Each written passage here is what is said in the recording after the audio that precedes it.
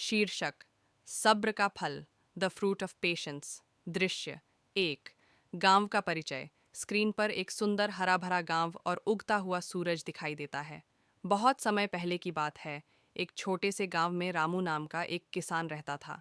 रामू के पास बहुत कम जमीन थी, लेकिन वह बहुत मेहनती और ईमानदार था।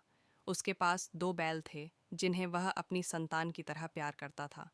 दृश्य 2। सूखे का संकट। रामू सूखी जमीन की तरफ देख रहा है।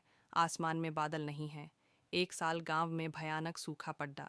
महीनों बीत गए, लेकिन बारिश की एक बूंद भी नहीं गिरी। गांव के कुएं सूख गए और खेत बंजर होने लगे। बाकी किसान हार मानकर शहर जाकर मजदूरी करने की सोचने लगे। दृश्य 3। रामू की मेहनत। रामू तपती धूप में पसीना बहाते हुए कुआं खोद रहा है। रामू ने हार नहीं मानी। उसे विश्वास था कि उसकी मेहनत बेकार नहीं जाएगी। उसने अपने खेत के एक कोने में कुआं खोदना शुरू किया।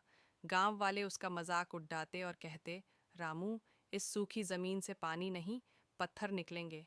लेकिन रामू बिना किसी की सुने हर दिन घंटों खुदाई करता रहा। दृश्य 4। चमत्कार। मिट्टी से पानी निकलता हुआ दिखाई देता है और रामू के चेहरे पर मुस्कान आती है। हफ्तों की कड़ेढ़ी मेहनत के बाद एक दिन रामू को मिट्टी में नमी महसूस हुई। उसने और जोर से खुदाई की और अचानक ठंडे पानी की धार फूट पड़ी। रामू की आंखों में खुशी के आंसू आ गए। उसने न केवल अपने खेत को सींचा, बल्कि गांव के दूसरे किसानों की भी मदद की। दृश्य 5। सफलता और सीख। पूरा गांव हरा भरा हो गया है और सब खुश हैं। कुछ ही दिनों में रामू का खेत फिर से लहलहाने लगा।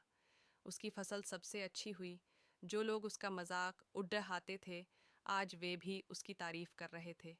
कहानी की सीख, मॉरल ऑफ द स्टोरी।